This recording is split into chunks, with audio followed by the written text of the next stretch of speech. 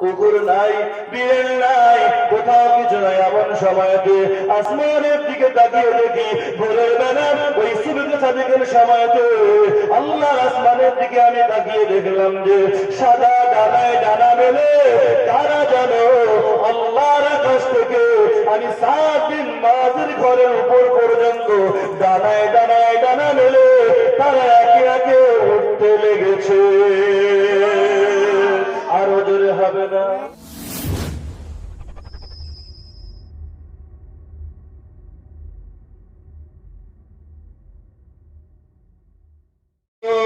किसी और हिम्मत का परवाह किया है ऐ हलीमा तुझे और क्या चाहिए तेरी घर में खुदा का रसूल आ गए अल्लाह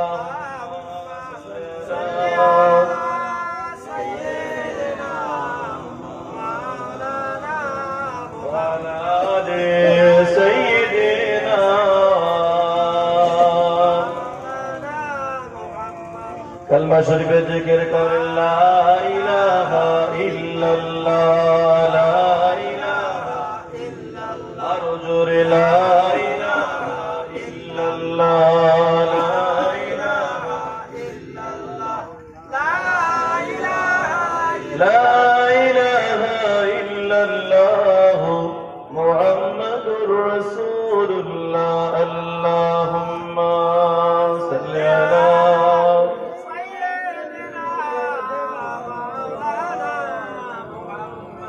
বেশ দোয়া আছে, বেশ তুমি রাখবে কোনটা বাড়িয়ে রাখবে।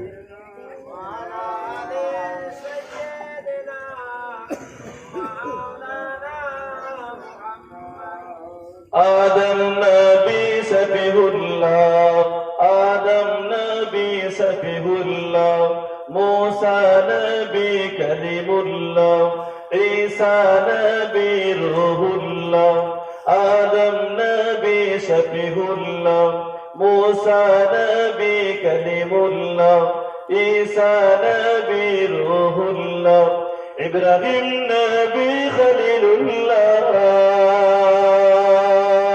আমাদের নবী হাবিবুল্লাহ লা ইলাহা ইল্লাল্লাহ জোরে জোরে লা ইলাহা ইল্লাল্লাহ লা ইলাহা ইল্লাল্লাহ লা ইলাহা ইল্লাল্লাহ মুহাম্মাদুর রাসূলুল্লাহ আল্লাহুম্মা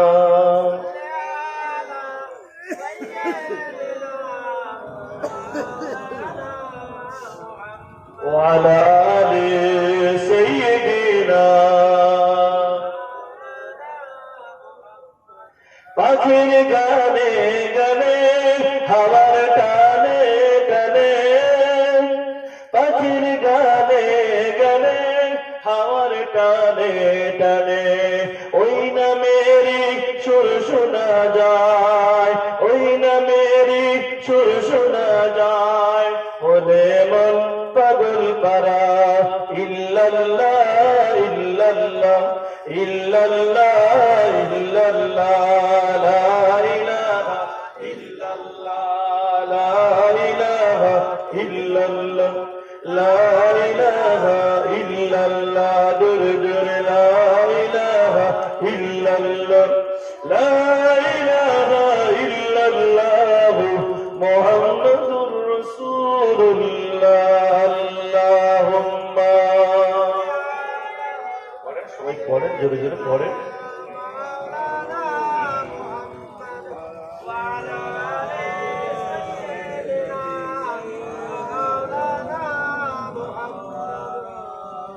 নৌকার মাঝি পার করে দে ভয়ে তোরা করিস না আর যাব আমি জিয়ারতে সোনার মদিনা নৌকা হলো আল্লাহর কোরআন তৌহিদ তাহার দ্বার আর মাঝি ভয়ে আসলেন যিনি আমার দয়ার নবী জানার নাম আল্লাহুম্মা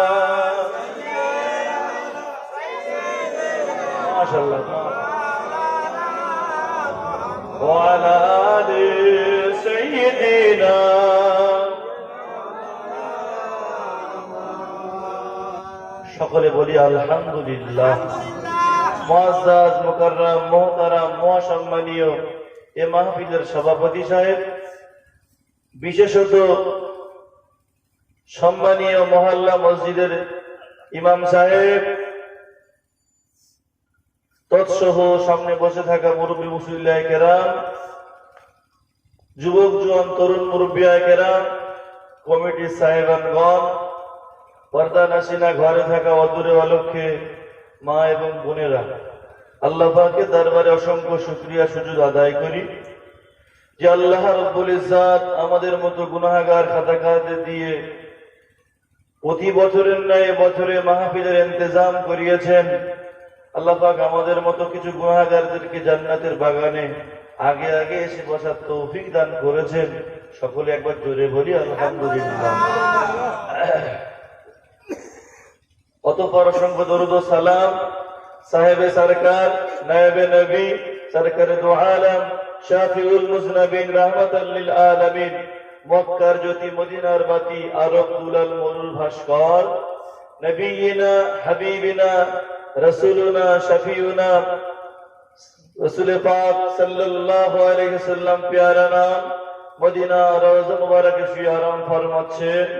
নূর নবী, হায়াতুন নবী, জিন্দা নবী পাকের দরবারে কোটি কোটি দরুদ ও সালাম বর্ষিত হোক। সকলে বলি সাল্লাল্লাহু আলাইহি ওয়াসাল্লাম। কুরআনুল কারীমের ভিতরে আল্লাহ রাব্বুল ইজ্জত বলেন, قد جاءكم من الله نور وكتاب مبين, এসে গেছে তোমাদের কাছে আল্লাহর পক্ষ থেকে একটা কিতাব, ওয়া কিতাবুম মুবিন। তার আগে আল্লাহ পাক বললেন নূরুম ওয়া কিতাবুম মুবিন। আরবি কথার ভিতরে আল্লাহ পাক কত সুন্দর করে বলছেন দেখেন, قد جاءكم من الله نور وكتاب مبين। আল্লাহ পাক বলছেন তোমাদের কাছে একটা নূর এসে গেছে আমি আল্লাহর তরফ থেকে, আর একটা কিতাব এসেছে। নূরটা হলো কি? নূর মানে হলো জ্যোতি, টিউবলাইটের জ্যোতি নয়, আলোর জ্যোতি নয়। নূরটা হলো আমার নবী, আপনার নবী, নূর নবী, শেষ নবী, আখিরি নবী, খাতামুন নবী, রাসূল পাক সাল্লাল্লাহু আলাইহি ওয়াসাল্লাম। জোরে বলেন সুবহানাল্লাহ। আল্লাহ বললেন যে নূর নবীকে পাঠালাম, ওয়া কিতাবুম মুবিন। পৃথিবীর জমিনে যত আসমানি কিতাব পাঠানো হয়েছে সব আসমানি কিতাবের ভিতরে শ্রেষ্ঠ কিতাব কোরআনকেও সাথে পাঠিয়ে দিলাম। আরো একবার জোরে বলেন। তো আজ এ মাহফিলে আমি এই প্রথম এসেছি, এর আগে এসেছি এলাকায়। তো এসার নামাজ হয়ে গেল, এখন তো প্রায় 9টা বাজতে গেল, কিন্তু আমরা এই কজন বসে আছি। এত বড় মাহফিল, রাস্তা দিয়ে অনেক লোক ঘুরছে। ঠিক সেই যেরকম বর্ষাকালে যেরকম পানি হলে ঘনি আটল বসানো হয়, শোল মাছ দেখে দেখে সাইড দিয়ে ঘুরে ঘুরে চলে যাচ্ছে গো। ঘনিতে কেউ মাথা দেয় না, কারণ ওখানে গেলে তো ভেজে খেয়ে নেবে। এরকম তো হয়। ওই যে বৃত্তি আটল গুলো যে বসানো হয় না, মাছ বড় বড় চালাক মাছগুলো, কি চালাক মাছগুলো সামনে দিয়ে দেখে দেখে নাড়িয়ে চলে যায়, ওখানে যাবনি। যারা একেবারে বোকা মাছ বোঝে না ওখানে ঢোকে। কি ঠিক তো নাকি বলেন? চালাক মাছ ঘুনি আটল থেকে সহজে কিন্তু আসবে না। তাই শিকারি কি করেছে, কিছু গুঁড়ো ভেজে আর আটলের ভিতরে দিয়ে রেখে দিয়েছে। ওই সেনে সেনে এসে ওই গুঁড়োর মহব্বতে ঢুকবে। তা আমরা যারা এখানে এসেছি, আমরা কি আর বোকা? আমরা কি বুঝি না? যারা রাস্তায় ঘুরছে, মাহফিলে আসে না, বাড়িতে আছে, আত্মীয় স্বজন সৌর সাউরি বেইবিন শাদি বোনাই নিয়ে পাগলা হয়ে আছে, ওরা মনে করছে আমরা বিরাট চালাক, ওরা পাগল লোক, সব ওখানে বসে রয়েছে, আমরাই বেশি জ্ঞানী। আল্লাহর রাসূল বলেছেন, ইন্না আসহাবাল জান্নাতি হুলহুল, জান্নাতের অধিবাসীরা সব হবে সাদাসিধে মানুষ। জোরে বলেন সুবহানাল্লাহ। জান্নাতবাসীরা বেশি পেঁচওয়ালা লোক হবে না। যারা জান্নাতবাসী হবে তাদের মন হবে সাদা, দিল হবে সাদা, তারা সাদা মনের লোক হবে। আমার নবী বলছেন সেই হাদিস পাকের ভিতরে যে জান্নাতবাসীরা সব সাদা সিধে হবে, এদের ভিতরে কোনো ঘোর বেশ থাকবে না।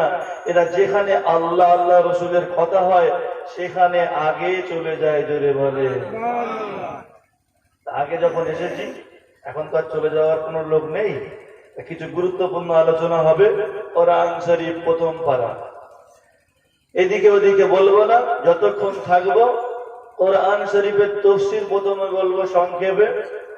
যদি আপনাদের শুনতে মনোযোগ থাকে বেশি করে বলবো, না হলে একটা রেওয়ায়েত বলবো, বিদায় নিয়ে চলে যাবো ইনশাআল্লাহ।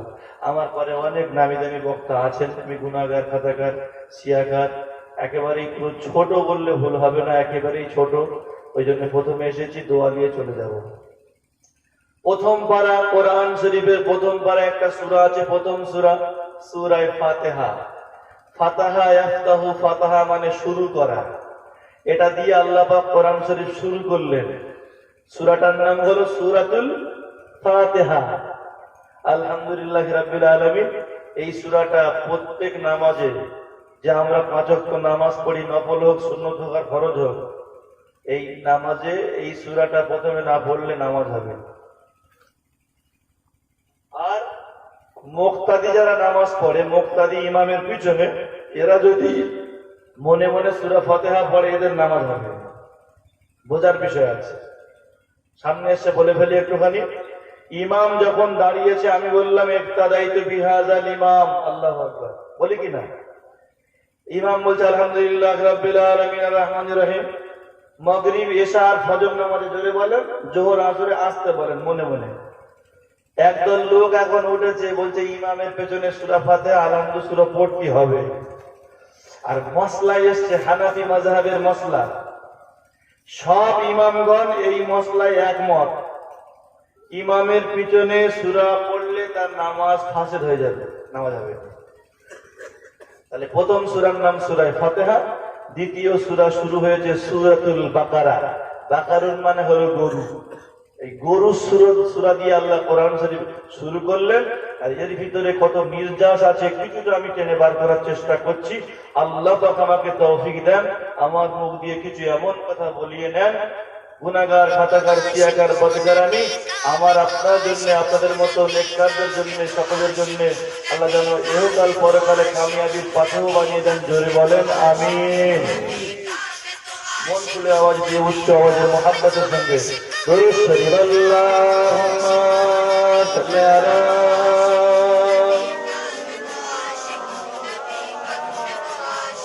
ওয়া আলা আলি সাইয়্যিদিনা।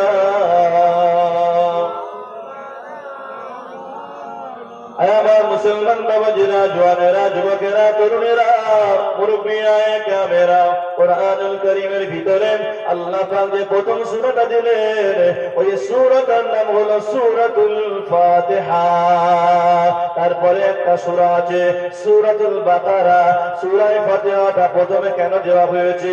আমরা দেখেছি দুনিয়ার জমিনে মানুষ যখন কোনো কিতাব লেখে, কোনো বই লেখে, ওই বইটা 100 পৃষ্ঠা 200 পৃষ্ঠা যাই হোক না কেন, ওই বইয়ের প্রথম পৃষ্ঠায় একটা লেখা থাকে ভূমিকা বলে, লেখকের ভাষণ বলে। ওই জায়গাতে ভূমিকায় ওই কিতাবের রাইটার, লেখক লিখে দেন এই কিতাবের ভিতরে যা বলা হয়েছে 10 লাইন 20 লাইন, 1 পৃষ্ঠার ভিতরে সার কথা ওখানে বলে দেওয়া হয়। আল্লাহ পাক বলেন কোরআন শরীফে, আমি আল্লাহ যত আলোচনা করেছি 30 পারার ভিতরে, তামাম কোরআনুল কারীমের আলোচনার সার কথাটা আমি আল্লাহ সূরাতুল ফাতিহার ভিতরে দিয়ে দিলাম। এই জন্য কোন মানুষের ব্যারাম হলে, কোন মুসিবত হলে, রোগ হলে, আল্লাহ নবী বললেন সূরা ফাতিহা যে ব্যক্তি 3 বার 7 বার পড়ে সিদ্দিক দিলেন ঈমানি হালাতে, পানিতে ফুঁক দিয়ে কিংবা এমন করে এমনি ফুঁক দিলে আল্লাহ তাআলা ওই ব্যক্তির রোগ মুসিবত শেফা দিয়ে দেন। সূরা ফাতিহার ব্যাখ্যাটা আমি আজকে বলবো না, আমি শুরু করছি সূরা বাকারা থেকে। আল্লাহ পাক বললেন বিসমিল্লাহির রহমানির রহিম, আলিফ লাম মিম, যালিকাল কিতাবু লা রাইবা ফীহ। মুফাসসিরিনে কেরাম বলেন আলিফ লাম মিম, এই অক্ষরগুলো যে রয়েছে এর উপরে 4 আলিফ টান আছে, মাদ রয়েছে। এই অক্ষরগুলোর জ্ঞান পৃথিবীর কোনো মানুষকে দেওয়া হয়নি। এই দুনিয়ার জমিনে যত বড় ডাক্তার, উকিল, ব্যারিস্টার, এমন করে মুহাদ্দিস, মুফাসসির হবে, মুফতি হবে, আলেম হবে, যত বড় জ্ঞানী দুনিয়ার জমিনে কিয়ামত পর্যন্ত আসবে আর আসবে, এসেছে আর চলে গেছে। আল্লাহ বলে, ও দুনিয়ার মানুষেরা যত বড় জ্ঞানী হোক না কেন, আমি আল্লাহ বলছি তামাম কোরআনুল কারীমের তাফসীর সে করতে পারবে, ব্যাখ্যা করতে পারবে। তবে কোরআন শরীফে কিছু এমন কথা আমি আল্লাহ রেখে দিয়েছি, আলিফ লাম মিম, আলিফ লাম রা, ইয়াসিন, হামিম। এই কথাগুলোর মানে দুনিয়ার কোন মানুষ ব্যাখ্যা করতে পারবে না। আল্লাহু আ'লামু বিমুরাদিহি বিযালিক। আল্লাহ বলেন, আমি আল্লাহ এই ব্যাপারে আমি আল্লাহ নিজে জানি, আর কেউ জানে না। তাহলে দুনিয়ার জমিনে যত বড় মুফাসসির, মুহাদ্দিস, আলেম, ডাক্তার, এমন করে যত বড় দার্শনিক, বিজ্ঞ মানুষ হোক না কেন, আল্লাহর কোরআন শরীফের ব্যাখ্যা জীবনে কেউ করতে পুরো পারবে না। আল্লাহ পাক প্রথমে বললেন আলিফ লাম মিম, এরপরেই বললেন যালিকাল কিতাবু লা রাইবা ফীহি। ওই কিতাবটা, আল্লাহ এখানে বলতে পারতেন হাযাল কিতাবু, হাযা কেন বললেন না? যালিকাল কিতাব ইশারা দিয়ে বলেন, বান্দা ওই যে কোরআন শরীফ তোমাদের কাছে দিলাম, লা রাইবা ফীহি। দুনিয়ার জমিনে যত মানুষ কিতাব লেখে, বই লেখে, রাইটারেরা, যত বড় বই হোক না কেন, ছোট বড় বই হোক না কেন, যাই হোক না কেন, কিতাবের পিছনে রাইটার বলে, ও আমার পাঠকেরা, যদি কোনো ভুল ভ্রান্তি হয় তাহলে বলবে, পরের সংস্করণে আমি সংশোধন করে নেব। আমার ভুল হওয়া স্বাভাবিক, আমি আমার নগণ্য এলেমে জ্ঞানে যতটা পেরেছি আমি সংশোধন করে লিখে দিয়েছি। ওই কিতাবের লেখকটা বইয়ের শুরুতে কিংবা লাস্টে ক্ষমা চেয়ে নেয়, ভুল আমার হতে পারে। কিন্তু 100 পৃষ্ঠা কিতাব নয়, 200 পৃষ্ঠা কিতাব নয়, 250 পৃষ্ঠা কিতাব নয়। আল্লাহ বলেন, বান্দা তোমাদের কাছে আমি আল্লাহ 1030 পারা কোরআন শরীফ দিলাম। জিবরাইলকে দিয়ে আমার হাবিব পাকের উপরে নাযিল করলাম। 114টা সূরা আছে, এমন করে 30 পারা কোরআন শরীফ আছে, 6663টা আয়াতে কারিমা। কালামুল্লাহ, কালামুল্লাহ, এটা আমি আল্লাহর কালাম। এর ভিতরে ভুল তো দূরের কথা, উল্টো পাল্টা তো দূরের কথা। আল্লাহ পাক প্রথমেই বলে দিল, যালিকাল কিতাবু লা রাইবা ফীহি। ও দুনিয়ার মানুষেরা, যত মানুষ এসেছে আদম সাফিহুল্লাহ থেকে নিয়ে আর যত কিয়ামত পর্যন্ত আসবে, আমি আল্লাহ ওপেন চ্যালেঞ্জ করে দিলাম, কোরআন শরীফের ভুল তো দূরের কথা, এর ভিতরে কোনো সন্দেহ পাওয়া যাবে না। এত জোরে হবে না? যালিকাল কিতাবু লা রাইবা ফীহি। ও আমার বান্দা বান্দীরা, তোমরা মনে করে রেখে দিও, আমি আল্লাহ জানিয়ে দিলাম, এই কোরআনের প্রতি ঈমান নিয়ে আসো, আর এই কোরআনকে বিশ্বাস করে এটা সামনে রেখে এটা অনুযায়ী জীবন চালিয়ে দিলে আমি আল্লাহ বলছি, ইহদিনাস সিরাতাল মুস্তাকিম। কোরআনের রাস্তা আমি আল্লাহর জান্নাতের রাস্তা। তারপরে আল্লাহ পাক কি বললেন? যালিকাল কিতাবু লা রাইবা ফীহি। এটা এমন একটা কিতাব, ভুল হওয়া দূরের কথা, উল্টো পাল্টা হওয়া দূরের কথা, লা রাইবা ফীহি, কোনো সন্দেহ পাওয়া যাবে না এর ভিতরে। পৃথিবীর জমিনে আজ পর্যন্ত 1500 বছর কম বেশি হয়ে গেল, কোন মায়ের লাল পারেনি, আর পারবে না। কত বড় বড় বৈজ্ঞানিকরা বলেছিল কোরআন শরীফে ভুল আছে, ভুল পায়নি, আর কিয়ামত পর্যন্ত। আল্লাহ বলে, তোদের যত ক্ষমতা আছে, ইন কুনতুম ফী রাইবিম মিম্মা নাযালনা। আল্লাহ পাক বলেন, যদি তোমাদের মনে হয় যে কোরআন শরীফে ভুল আছে, দুনিয়ায় যত মানুষ রয়েছে নিজে না পারলে আরো সাহায্যকারী নিয়ে নাও। তারপরেও আমি আল্লাহ বলছি, জীবনে কোনোদিন কোরআন শরীফে ভুল খুঁজে পাবে না। কোরআন শরীফে ভুল জীবনে কেউ পায়নি আর পাবেও না। এটা এমন একটা কিতাব, যে কিতাব পড়লে যেখানে পড়া হয় সেখানে আল্লাহর রহমত বর্ষণ হয়। যদি বলে হযরত সাদ বিন মুআয রাদিয়াল্লাহু আনহু, আমার নবী পাকের বিখ্যাত সাহাবা, আল্লাহ নবীর মুখ থেকে এই হাদিস পাক শুনেছেন, যেখানে কোরআন শরীফ পড়া হয় আল্লাহর রহমত বর্ষণ হয়। শুনে বাড়ি এসে ফজরের টাইমে কোরআন শরীফ পড়ছেন, নিজুম রাত, চারিদিকে নিস্তব্ধ, কোরআন শরীফ পড়ছে। দেখছেন যে ঘরের বাইরে ঘোড়াটা বারে বারে লাফাচ্ছে। চিন্তা করলেন ঘোড়া লাফাচ্ছে, মনে হয় কুকুর টুকুর দেখেছে হয়তো। তো আবার কিছুক্ষণ পরে আবার পড়তে শুরু করলেন। যেই কোরআন শরীফ পড়া বন্ধ করছেন, ঘোড়াটা লাফালাফি বন্ধ করছে। আবার যেই পড়ছেন, ঘোড়াটা লাফালাফি করছে। আর যেই বন্ধ করে দিচ্ছেন, ঘোড়া চুপচাপ বেড়ে আছে। ভাবলেন রাত তো এখন শেষ রাত, চারিদিকে সব নিস্তব্ধ, মানুষ ঘুমিয়ে আছে, ঘোড়া এরম করছে কেন? তো বাইরে চারিদিকে দেখলেন যে কুকুর টুকুর তো কিছু নেই, তো এরম করছে কেন? এমন সময়তে হযরত সাদ বিন মুআয রাদিয়াল্লাহু তাআলা আনহু বলেন, আমি একবার দুবার তিনবার পড়ে এরকম ভাবে বারে পরিশান হয়ে যায় যে কেন আমার ঘোড়া এইরকম ভাবে লাফালাফি করে।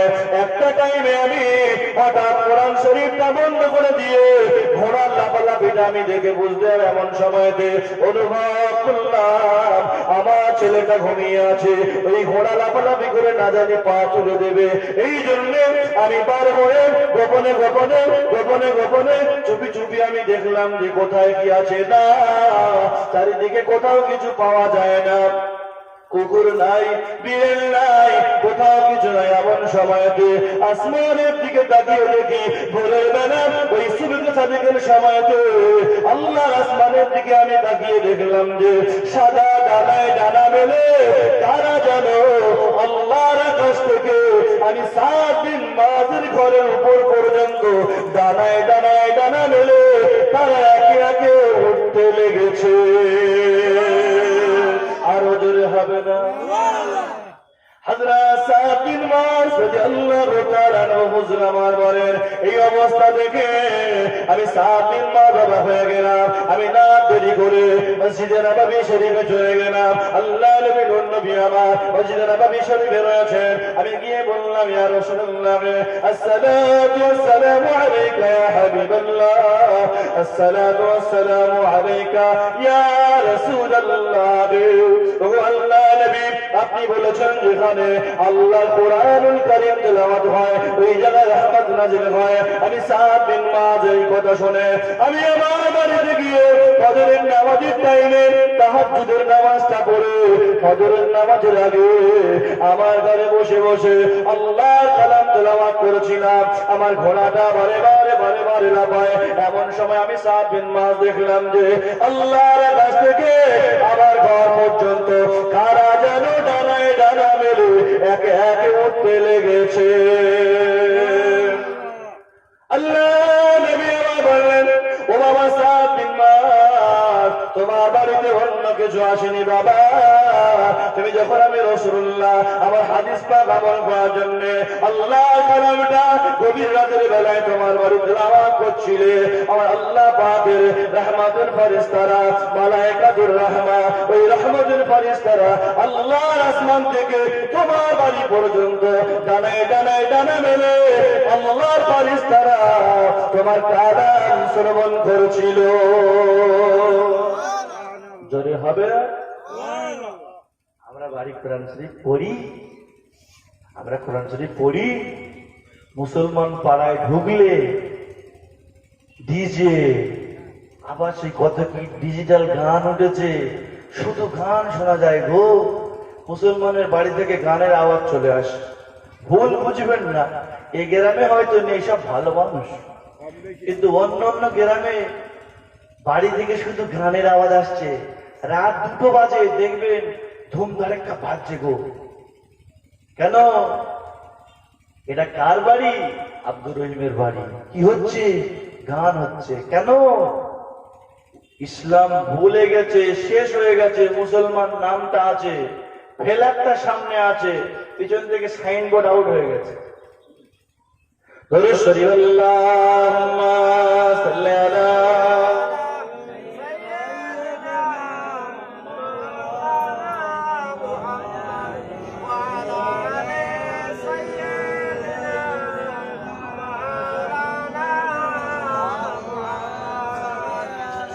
মুসলমান আমরা আছি, পিছন থেকে সাইনবোর্ড আউট হয়ে গেছে।